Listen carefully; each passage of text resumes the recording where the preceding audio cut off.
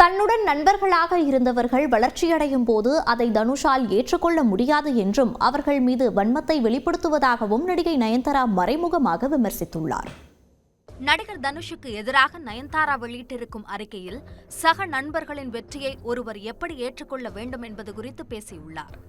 இதை குறிப்பிட்டு சமூக வலைதளங்களில் பல வீடியோக்கள் பகிரப்பட்டு வருகின்றன.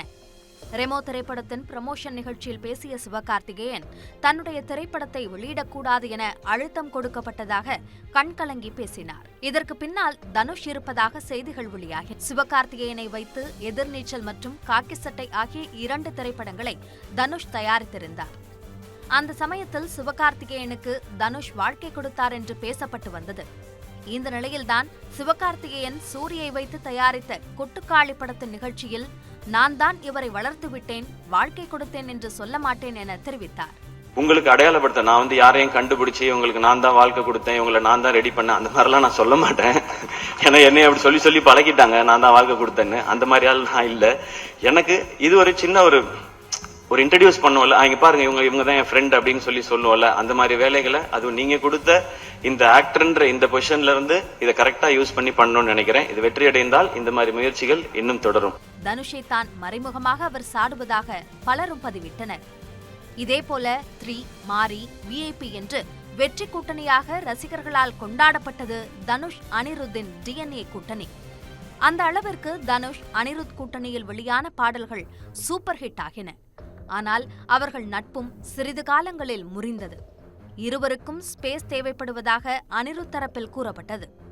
இதையடுத்து மாரி, விஐபி ஆகியவற்றின் 2ஆம் பாகங்களுக்கு வேறு இசையமைப்பாளரை தனுஷ் நாடியது ரசிகர்களிடையே அதிருப்தியை ஏற்படுத்தியது.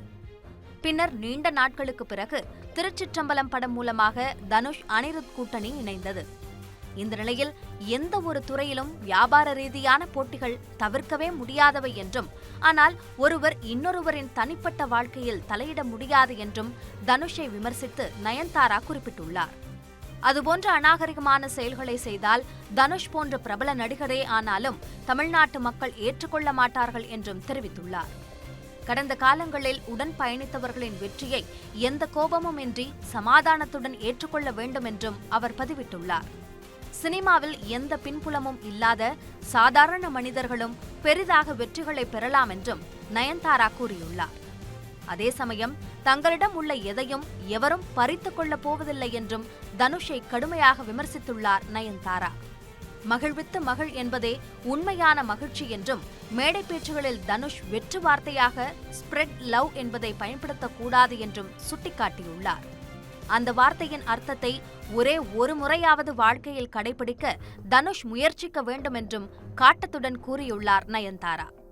அடுத்தவர் துன்பத்தில் இன்பம் காண்பவர் என பொருள்படும் ஷாதன் ஃப்ராய்டா என்ற வார்த்தையை குறிப்பிட்டு இனி தங்கள் விவகாரத்தில் தனுஷ் இன்பம் காண முடியாது என்றும் சாடியுள்ளார். மேலும் தனுஷ் அடிக்கடி பயன்படுத்தும் ஓம் நமச்சிவாய என்ற வார்த்தையுடன் தனது அறிக்கையையும் அவர் முடித்துள்ளார்.